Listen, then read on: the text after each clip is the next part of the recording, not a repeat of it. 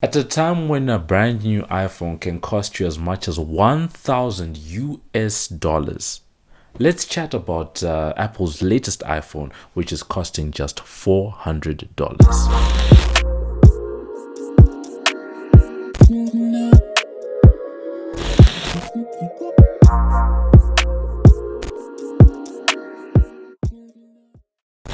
Hey, what up? It's your boy MobbJustice back again with another video. Thank you to everyone who's been watching our previous videos that were focused a lot around video conferencing, WhatsApp, house party, safety on Zoom and the like. But today we want to talk about Apple's most important product, that is the iPhone, and we want to talk specifically about the iPhone SE, which is their latest released a few weeks ago in April, and it was a quiet release. There was no keynote address as we're used to. Apple's been quietly releasing a lot of products, such as there's a new iPad Pro, there have been new MacBook Pros, but somewhere inside there they also released the iPhone SE. Now, one could argue that the iPhone is the single most important product in the Apple lineup. If one looks at Apple's latest first quarter earnings, you can see that they made about $29 billion just from iPhone sales alone out of $58 billion, which means that it accounted for about half of their total revenue and net sales for that period, which just indicates how important this product is. Now, at a time when they sell iPhones that cost $1,000, they have decided that the iPhone SE is going to be coming in at $399. Well, we can practically call it $400. Now, this is very interesting for a number of reasons. Now, to understand the economics behind the iPhone and perhaps Apple's decision for releasing a phone that comes in at less than half of the cost of one of its new flagship devices, which is the iPhone 11 Pro and 11 Pro Max, one has to take a step back and then look at the history of the iPhone, and in particular the iPhone SE. Now, since the original iPhone was released famously by Steve Jobs back in 2007, Apple has tended to release one phone per year. That was the first, second, third generation until we got to the iPhone 4, the iPhone 4S, 5, and then the 5S. After that time, they then switched over to the iPhone 6, and then with the iPhone 6 they started doing something that they hadn't done before, and there they started it was an unusual release because they did two very interesting things. Firstly, they increased the screen size from the smaller iPhone 5S, and then with the 6 they now had two sizes for those screens. They had an iPhone 6, and then there was a 6 Plus, and it was the first time that you saw them introducing two different phones at the same time, and that trend continued with the 6S and the 6S Plus, and then it also continued with the iPhone 7 and 7 Plus. But things, went a bit awry, or, went, left, whatever you want to call it. Things changed quite dramatically when you look at, considering the fact that they were releasing one phone, for a number of years, then they moved to two. When the iPhone 8 came out, right now, they released the 8 and the 8 Plus, but interestingly, that's the same year that they then introduced the iPhone 10, or iPhone X as a lot of people call it, and for the first time users were then able to have three different phones to choose from at the same time. And then when we moved on to the iPhone XS, there was now a XS, a XS Max, and there was a XR, which were then subsequently replaced by the 11, the 11 Pro, and the 11 Pro Max. But in all of this, they were budgeting, sort of on the higher end. Yes, the iPhone 11 comes in that, sub $1,000 price tag, at least $300.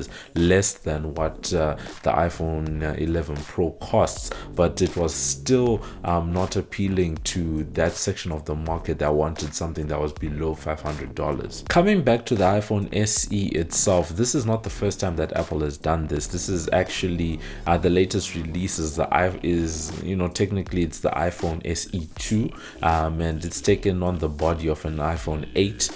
In the past, when the first iPhone SE came out, they now had this as the common shape for the iPhone.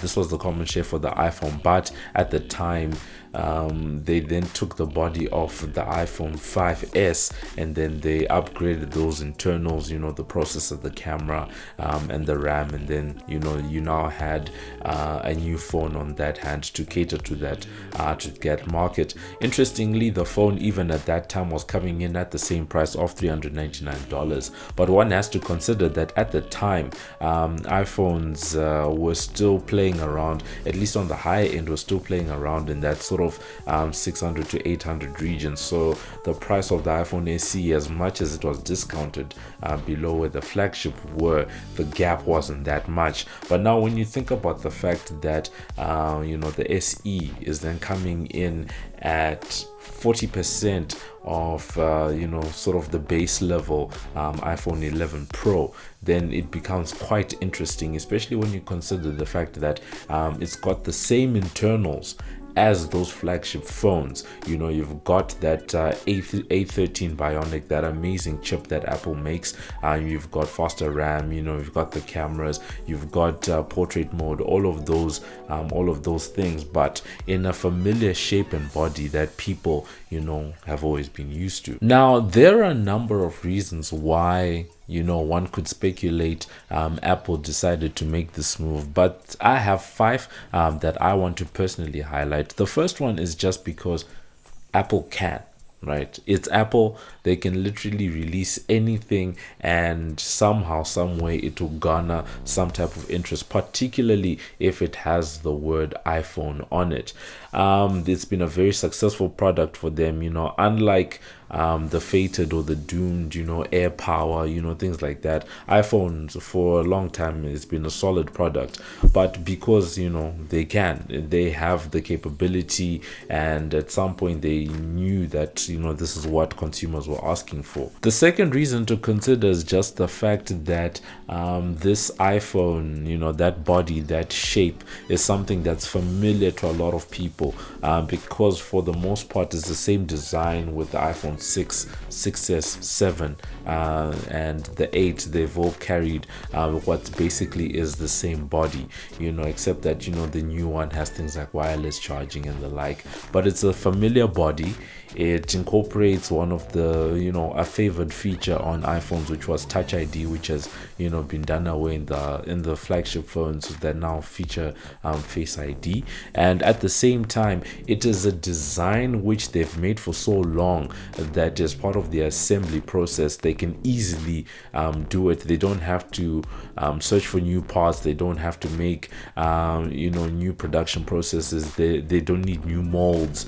They don't need new teams. They don't need new designs. You're simply taking something that Apple has been making for so many years, right, and just repurposing new internals, and then that's done. So first, they can. Second, because it was probably easy for them to do, and because they didn't have to invest in so much research and development for it, it likely allowed them to produce the phone at a cheaper cost. Now, the third reason is where I think things really become quite interesting, especially when you consider competition in the market, because for a long time, Apple's been pushing up their flagship prices, and the iPhone, as we highlighted at the start, has been this really important product for them, accounting for such a big proportion of their revenues. But one has to think about the fact that recently Apple actually stopped reporting its iPhone unit sales, right? And for a lot of people in the market, it was a sign that there's slowing demand for brand new iPhones. Not that there's slowing demand for iPhones as a whole, but for new iPhones. Because of good software updates and the fact that even an iPhone 6S is still receiving the latest updates right now, it means that people can keep their phones for a really long time. The build quality is quite high, and at the same time, it's not everyone who's going out there to buy the latest and greatest phone. So that cycle of people buying new iPhones, they've been slowing iPhone sales. So on the one hand, you have to consider that. On the second point, you have to also consider the fact that there are a lot of very good Android devices that are available at that $400 price. And Apple for a long time, it's been pushing up its prices, but in doing that, you're sort of alienating an entire segment of people that aren't willing to pay $1,000+ for a phone. Yes, there is an iPhone 11 that's coming in below that $1,000 mark, but even then there's still a big market of people that want phones that are coming in below $500. And I think that's what Apple has really decided, and I think that's where a big part of their decision really came from. And at the same time, you also can't forget the fact that history has been kind to Apple when it came to the iPhone SE. In the past, the first iPhone SE was a very popular product and it did well for them then, and this one is likely to do the same. Now, the fourth thing to consider is coming back to this issue of competition, particularly in the Android realm. One has to think about what happens with the cost of technology. Most of the time when a new technology comes out, it tends to be quite expensive, but over time, as more products are produced and production is scaled beyond a certain point, things come down.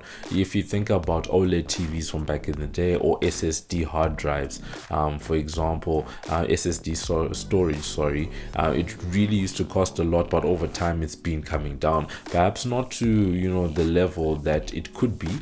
We're likely to see those prices falling, but it comes down nonetheless. But in smartphones, particularly on the high end, it's been interesting to see that iPhones have just been going up in price. When the iPhone 10 came out, it was their first flagship phone to come in at $1,000, and a lot of people thought that was crazy. And when you are Apple and you think about what we said earlier on, that they are likely facing slower hardware sales, which partly explains their strategy at the moment of pushing more services like Apple TV, Apple Music, and the like. You also have to then think about certain markets that they haven't really been able to gain a foothold in, which I think is part of what Apple's trying to do, because in Western markets, whether it's Europe or the US, maybe Australia, they're quite saturated. The people that are meant to have iPhones already have iPhones, right? They have to think about regions like South America, they have to think about India, they need to think about China, they need to think about Africa. And for those parts of the world, this part of the world, for a lot of people, you can get a similarly spec'd Android device at half the cost. And Apple, I think, has realized that they're losing out a lot on these markets. One. Two, when one really thinks about what Apple's been doing, particularly in India, it really does reveal some of these issues. They've been trying to increase perhaps doing some manufacturing, because the government there has sort of not been favorable to them because they don't manufacture. They hadn't been manufacturing in India. At the same time, there are all of these phones from Xiaomi, from Huawei, from Oppo, from Vivo, that are coming in below the $500 mark, but offering amazing quality cameras and stuff like that. As long as a person can make a call, can send a WhatsApp text, can scroll on social media, a lot of people are quite satisfied, and some of these manufacturers are able to deliver. So I think trying to penetrate those markets, the next frontier of iPhone buyers in other parts of the world, is probably a big reason why Apple has decided that the iPhone SE is worth keeping and actually upgrading over time. The fifth factor, the last factor, is just the simple fact that not everyone is upgrading their iPhones every single year. right? That's just it. It's just simple and straightforward. There's a certain section of society that is full of geeks, tech nerds, and the like, that is after the latest and the greatest every single year. In September, October, when the new one comes out, they're out to get it. But for a lot of people, they're keeping their phones for 3, 4, 5 years. As we said, the iPhone 6s, which is a 20, if I remember correctly, should be a 2015 model phone. I'll just go and check that. It still carries the latest iOS, and it's able to run all the apps that an iPhone 10 and iPhone 11 can run for the most part. So those people are quite satisfied. Plus, at the same time, all of those old iPhones, they have a headphone jack. This thing is necessary, guys. Headphone jack, right? So you have to think about that market, that for a lot of Apple users, they just want to be in the iOS ecosystem, in the Apple ecosystem, without having to pay that $1,000 price point. And I think Apple has realized that with the first iPhone SE, and they decided that, let's give people what they want with this one. One could also then argue that by doing this, that they could possibly also then attract a lot of people that were either looking for a new phone, perhaps playing in the Android market, who may have wanted to switch over to iOS but found the prices to be a bit prohibitive. Now, going forward, it may be prudent for Apple to maintain the current range of products if they want to appeal to that next billion iPhone buyers, whether they be in Africa, whether they be in South America, India, or China. Because if you look at the current lineup right now, it means that on the high end, you've got your 11 Pro and 11 Pro Max that are in that $1,000 region. In that $600 to $800 block, you've got your iPhone 11, and then below that $500 block, you've got your iPhone SE. You are appealing to the low, to the middle, and to the high end, and that's one of the strategies that's managed to get manufacturers like Huawei, like Samsung, to be as dominant as they are in the smartphone arena. That's the first thing. The second thing to just consider is the fact that there are all these people that could be in the Apple ecosystem, and right now with slowing iPhone sales, because as time goes on, a lot of companies want to be in the services business. Apple has really been quite deliberate about the fact that they're pushing Apple Music, they're pushing Apple TV, they're pushing iCloud, all of these different services. But for people to actually use these services, they need to have an Apple device, and for a lot of people, the iPhone is that first device, or is that device that gets them into the ecosystem. So if you want to get people into the ecosystem, then don't make it prohibitive. Allow them to get into the ecosystem, and then they can start consuming your services. Without the device, especially given the walled garden that Apple has, sure, they do have Apple Music, and they've started opening up Apple TV onto other manufacturers' devices, but at the end of the day, Apple being Apple, they want to control the hardware, they want to control the software. Then it means that if you really want to appeal to more people, allow them to get in at that cheaper price. Plus, at the same time, Apple has shown us with the current SE that they can. I think more than anything else, there's no debate, because they've literally shown us that they can do this thing. They can offer a new iPhone with current gen specs, similar camera quality, though you don't have all the crazy cameras on the back like your iPhone 11 Pro Max.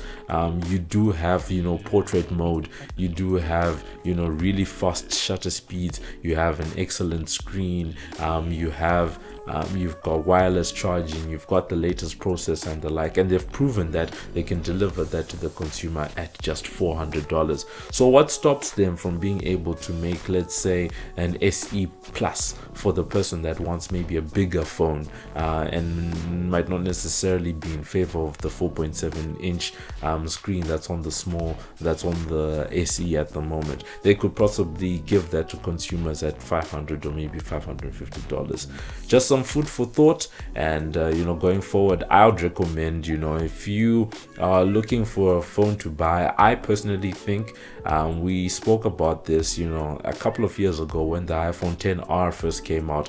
I did say that it was going to be a very good sales device for Apple at the time, and that's what ended up happening, because people are looking for these lower price points. And Apple is recognizing this. They are looking for new customers, and this is probably the way forward. And from the way that things are going, the iPhone SE is likely to be a very good sales driver for Apple for 2020. So that's it for this edition of Mob Justice on Tech. Let us know what your experience has been. If you are an Apple user, how has your experience been with the iPhone? If you are a potential buyer, what are some of the things that you are considering? If you're someone who's considering to switch from Android to iPhone, or perhaps from iPhone to Android, what are some of the things that are driving you to make that decisions? What are some of the things that you are considering?